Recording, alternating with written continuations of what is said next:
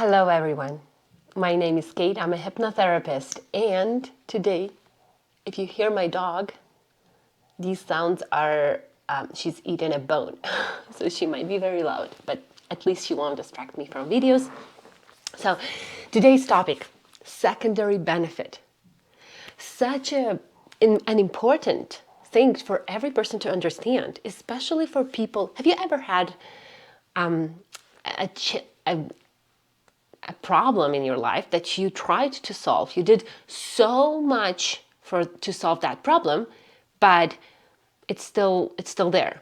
For example, allergy, dermatitis. You tried everything.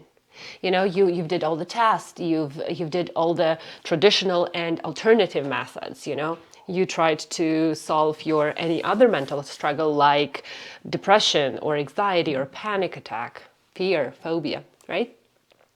And you understand where it comes from. Like you understand, you work through it, whether it is like traditional psychotherapy, counseling, whether it is, with the help of hypnosis or energy healers, whatever you tried, you understand that where it comes from, But at the same time, the problem still remains. So this means that you might have a secondary benefit. This is an unconscious reason why your mind thinks that it still needs this problem. So I'll get you some examples so that it's easier for you to understand. For example, allergy, right? Something that is bothering people, like it can be on your skin, it can be with breathing, and you know where it came from. You know the allergen, for example. You eliminated everything that can cause the allergy, but you still seem to have it. Like psoriasis, for example, or arthritis also can have, though it's not any type of that allergy, but it can have a secondary benefit as well. So what does it mean is when your mind thinks that it needs this issue to protect you from something, to keep you safe, or in my case, for example, I had a severe allergy when I was 16, and that's when I started to have allergies. So I eliminated everything that I thought it could be. Dogs, pets, tomatoes, spicy food, salty food, all the stuff. I started to be on a very strict diet, but it didn't go away. And it didn't go away for, I think, 15 years. And I couldn't understand what it is, right? But I knew that there was a secondary benefit because when I started to live with my husband, when I married, he used to protect me from, washing the dishes, right? He would always do that for me. He would, for example, either wash a bathroom, clean the bathroom, right? He will do some cleaning, that he said like, no, you have such a huge, and I had my allergy on my palms, right? So I had a secondary benefit. Unconsciously, it was so nice that I didn't have to do those things, but I couldn't realize that. I tried all the methods I could.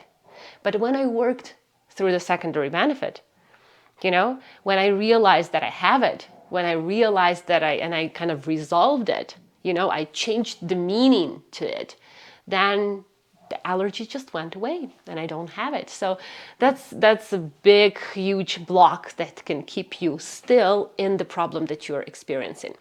Let's take weight loss, right? Weight loss. So a girl or boy, right, like does everything, that goes on a diet, exercises, checks her hormones, right? Like all the complex method to lose weight, and they're still not losing weight. For years, they tried everything. So what could it be? So it could be that unconsciously your mind thinks that it still needs that extra layer to protect you, to make you, visible, or to make you ugly, for example. And that's the belief that you formed when you were a child, right? When you were a child, and I had clients who were abused, in childhood, and they made the belief that I have to be ugly. I have to protect myself. And in order to protect myself, I cannot be pretty. I cannot be beautiful. I cannot have a beautiful body because someone can compliment me, and that can mean that they can hurt me. So This is like a secondary benefit, so you don't know about it, but it's there. Your mind, you do all of the, so consciously you want to lose weight. You really want to lose weight. But unconsciously your mind still, no. You still need to keep that layer on. So resolving and finding out the secondary benefit it's very possible, and it's not hard to do. You just have to go inside into your emotional brain, into your past, and to find that benefit. With fears and phobias, for example, the same, right? Like, for example, my daughter had fears of spiders, right? And she would go to therapists, and they would tell her all of these things, but in reality she couldn't figure it out because she had this secondary benefit, right? She wanted attention, and she wanted to protect herself as well, right? So all of these things can cause for the problem to become more, to worsen, right?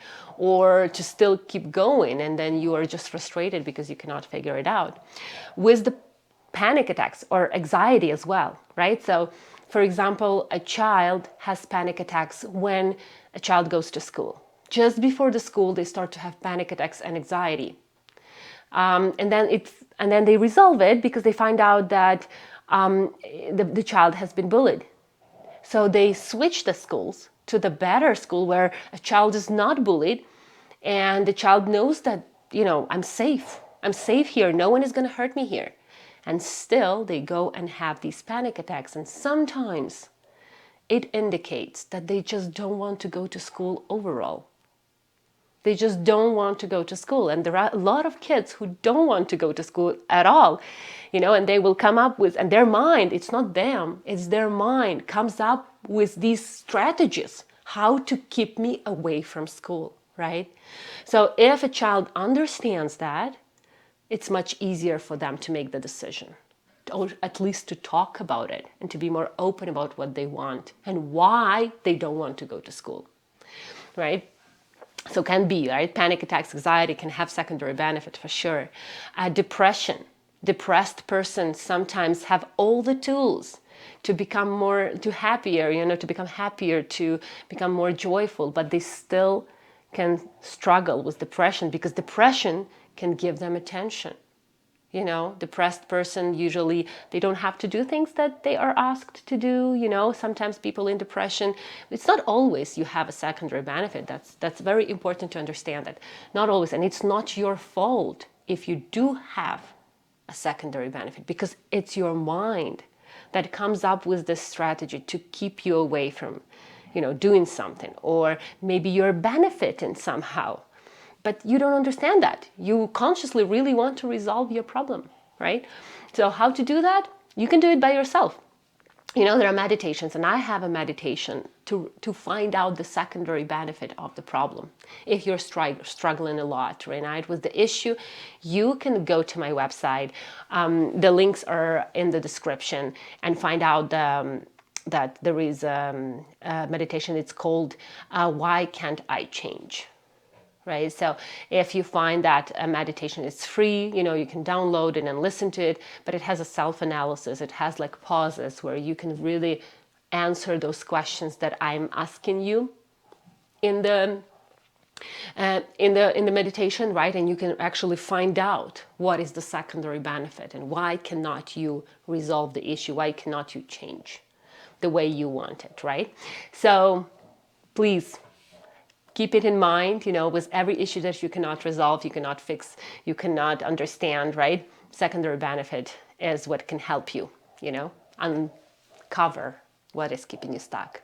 And I wish you all the best. Stay healthy, both mentally and physically. My name is Kate, and if you need my help, if you need me to guide you to find out the secondary benefit or the root cause of your problem, I do online and in-person sessions, and you can find my contact down below in the description, waiting for you to become better versions of yourself. Bye.